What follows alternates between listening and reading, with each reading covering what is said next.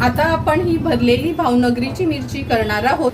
ही मी अशी मधना चिरून घेतली आहे आणि सर्व बिया यातल्या काढून घेतल्या आहेत। आपण ह्याच्या स्टफिंग साठी आपण अर्धा वाटी खवलेलं ओलं खोबरं घेतलं आहे। पाव चमचा हळद घेते, अर्धा चमचा जिरं, चवीप्रमाणे मीठ, 1 चमचा साखर घेणार आहोत। अर्धा लिंब मी ह्याच्यामध्ये पिळून घेते, थोडीशी कोथिंबीर ऍड करणार आहोत। व्यवस्थित ही स्टफिंग आपल्याला मिक्स करून घ्यायची आहे। ही एक मिरची घेऊया, ह्याच्यामध्ये व्यवस्थित ही खोबऱ्याची स्टफिंग भरून घेणार आहोत। अशाच पद्धतीने उरलेल्या मिरच्या देखील मी भरून घेते।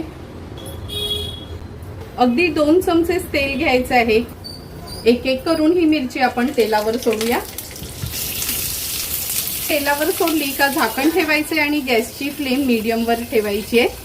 2 ते 3 मिनिटं झाले, झाकण काढून बघूया आपण। आता एक एक करून सर्व मिरच्या मी पलटून घेते।